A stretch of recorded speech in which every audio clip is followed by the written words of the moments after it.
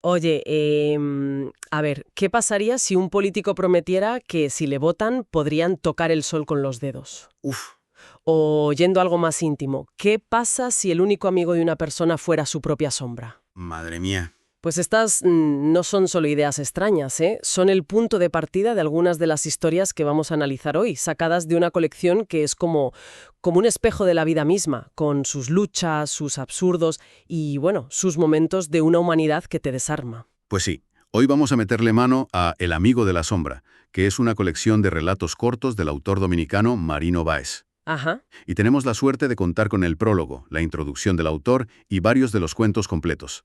Así que vamos, que tenemos material de sobra para bucear. Ujú. Y esa es la misión, claro.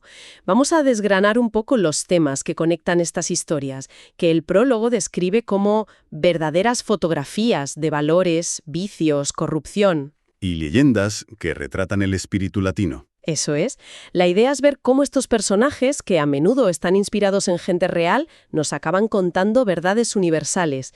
Venga, vamos a ver qué encontramos. Pues empecemos por donde empieza el autor, por el individuo. Muchos de estos relatos son casi dilemas morales concentrados. El prólogo habla de valores como la solidaridad o el trabajo, pero también, y con mucha crudeza, de las consecuencias de los vicios. Sí, el contraste es brutal.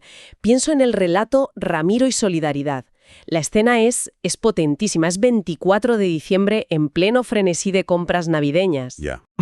Y en una esquina está Ramiro, pobre, hambriento, esperando una limosna para la cena de Nochebuena. La gente no solo lo ignora, lo humilla, le escupe. Es de una dureza que te encoge el estómago. Es durísima, sí. Y justo ahí, cuando ya estás, como lector, sumido en esa miseria, la historia da un giro que roza lo fantástico. Totalmente. Se le acerca una anciana, que se presenta literalmente como solidaridad, y lo lleva a su casa. Y lo fascinante no es solo el acto de caridad en sí, sino todo el halo de misterio. Claro, porque Ramiro, que conoce esa calle como la palma de su mano, jura no haber visto nunca esa casa. Exacto.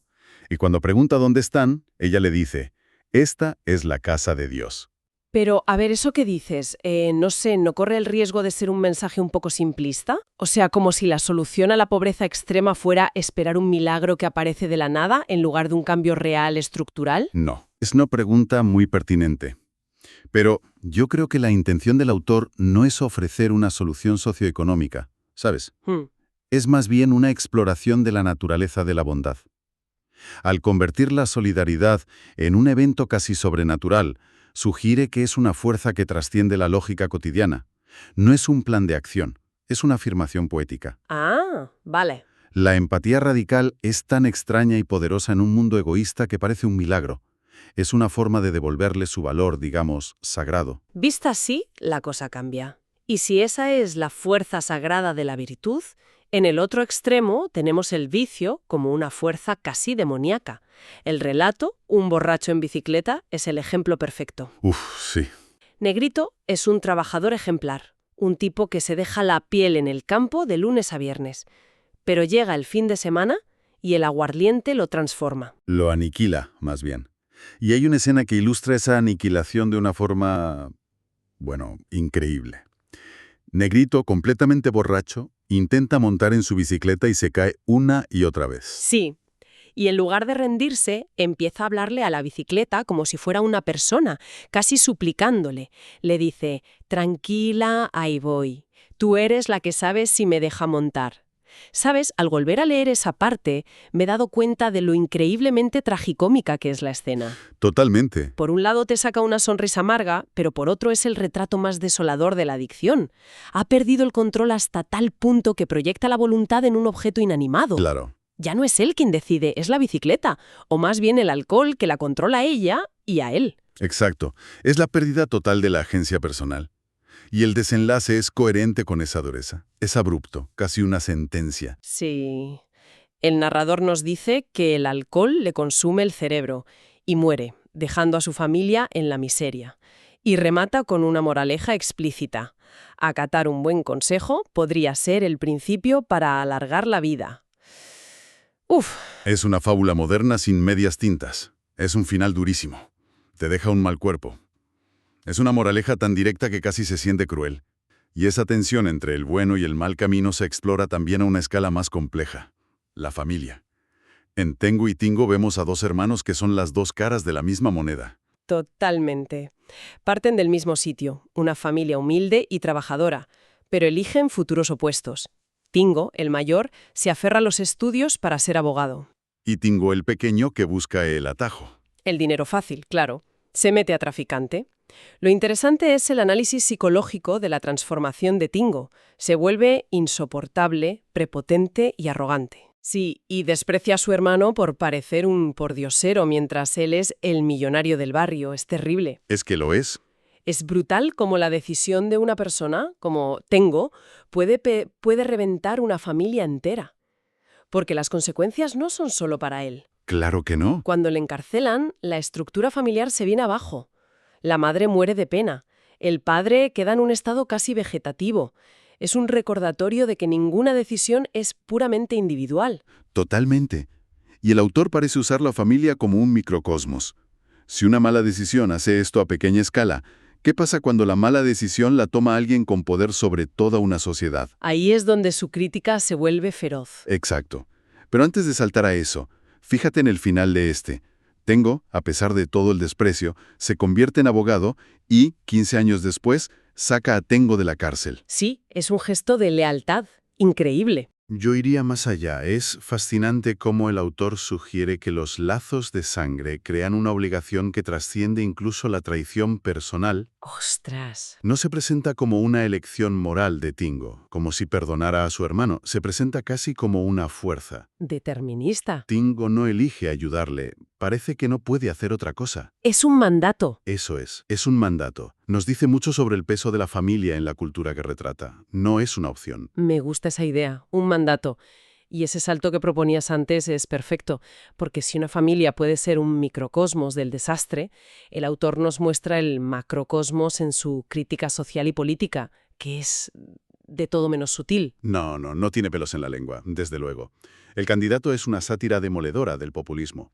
El personaje, Gaspar Espinosa, es un aspirante a gobernador casi analfabeto que conecta con la gente a base de promesas absurdas. Y aquí llegamos a la promesa de tocar el sol con los dedos. ¿Sí? En un meeting, el tipo grita: «Yo les prometo que si gano las elecciones, ustedes podrán tocar el sol con los dedos». Y lo mejor es la reacción del público. Alguien con toda la lógica del mundo le pregunta cómo piensa hacer eso. Y su respuesta es la quintesencia de la demagogia. «Ustedes no, pero yo con mi magia les acercaré el sol y las estrellas para que puedan verlas y tocarlas». Es increíble. Fíjate que no ofrece un plan, ni una idea, ni siquiera una mentira elaborada. Ofrece magia. El relato captura perfectamente cómo la retórica populista a menudo no busca convencer a la razón, sino seducir al deseo. Claro. Apela a la parte de nosotros que está cansada de la complejidad y solo quiere una solución mágica. Pero la historia no se queda en la comedia. Da un giro muy oscuro. Gaspar gana y su mandato se convierte en una dictadura en toda regla. Sí. Roba, se olvida de la gente y el ciclo termina con él condenado a 30 años de cárcel, abandonado por todos, incluida su familia. Es el arco completo del líder corrupto, condensado en unas pocas páginas. De la promesa mágica a la celda. Y es una advertencia muy clara, no solo sobre los políticos, sino sobre la responsabilidad de los votantes de no dejarse seducir por la magia. Y si el candidato es una sátira, la dictadura del Jobo Viejo ya es, una distopía de pesadilla. Aquí la crítica va a un extremo brutal. Sí. Nos presenta una ciudad, el Jobillo, gobernada por un tirano llamado, irónicamente, Juan Sin Ley, y su sicario, Chucho el Sicario. El mundo que describe es aterrador. No hay instituciones.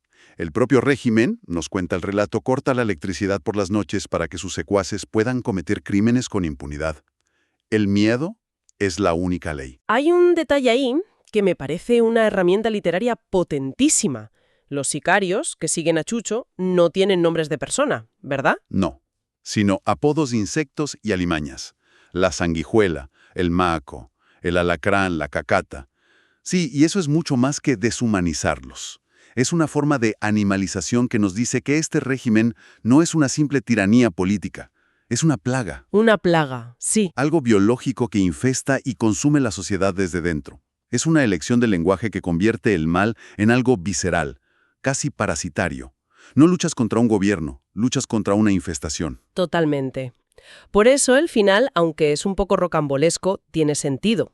Unos jueces de otra ciudad organizan un golpe y el dictador, Juan Sin Ley, intenta escapar disfrazado de monja. La imagen es ridícula. Pero es una justicia poética perfecta. Para un régimen tan grotesco, una caída carnavalesca. No basta con derrotarlo militarmente, hay que destruir el mito de su poder haciéndolo parecer un payaso. Es la humillación final. Es interesante cómo tanto el político corrupto como el dictador son personajes casi de cartón piedra, ¿no? Representan el mal de forma muy externa. Pero el autor también sabe mirar hacia adentro, a las batallas que no se libran en la plaza pública, sino en la mente. Ahí es donde se pone íntimo.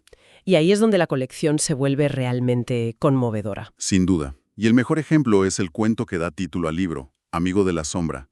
El propio autor nos cuenta que está basado en una persona real que conoció.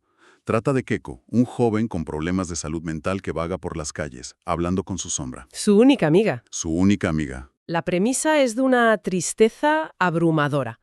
La soledad hecha personaje. Hablar con tu propia sombra como la metáfora definitiva del aislamiento. ¿Sí? El relato describe su frustración porque la sombra le acompaña a todas partes, pero nunca le responde. Y aquí es donde la historia se vuelve increíblemente conmovedora. Porque la cura no viene de un tratamiento complejo ni de una intervención dramática, viene de un simple acto de conexión humana. Exacto. Su tío Samuel lo encuentra, lo abraza y le dice con un cariño inmenso: «La sombra no puede hablar contigo, Keiko, porque es un reflejo de tu cuerpo». Es que es eso. No es una terapia, ni medicación, ni un sermón. Es una dosis de realidad envuelta en afecto. Y esa simple frase es lo que empieza a sacarlo de su mundo. Es una lección preciosa sobre cómo la empatía a veces es la herramienta más poderosa que tenemos. Exactamente. Y de esa psicología de la soledad pasamos a la psicología del miedo y la fe en El Moreno sin Cabeza. Este se basa en una leyenda popular. Sí, este me recordó totalmente a las historias de miedo que te cuentan de pequeño para que no salgas de noche, ¿sabes? Totalmente. El prota es Nico, un chaval de 15 años que acaba de perder a su padre. Tiene que cruzar un cacaotal oscuro para llevarle comida a su hermana, y está aterrorizado por la leyenda local de un hombre sin cabeza que se aparece allí. El relato construye la atmósfera de miedo de forma magistral. La oscuridad, el viento, los ruidos. Nico se queda paralizado, abrazado a un árbol, gritando. Y en ese pico de terror hace lo más humano. Rezar, reza. Le pide ayuda a Dios y sobre todo a su padre fallecido. Y ahí es donde ocurre el milagro, por así decirlo. La figura del hombre sin cabeza se transforma en un ángel vestido de blanco que lo guía hasta su casa y luego desaparece. Lo fascinante es que el relato no se pregunta si el monstruo o el ángel eran reales en un sentido objetivo. Más bien parece una exploración de cómo la mente de un adolescente procesa el trauma y el miedo. O sea, ¿no es una historia de fantasmas? Yo no lo leo así. La leo como una historia sobre el duelo. La fe y el recuerdo del amor de su padre son fuerzas tan potentes que se materializan, transforman su peor miedo en una figura protectora. Eso sí que dándole forma a su necesidad de consuelo. Su padre, de alguna manera, sigue cuidándole. Visto así, es una historia psicológica muy sofisticada disfrazada de cuento de miedo.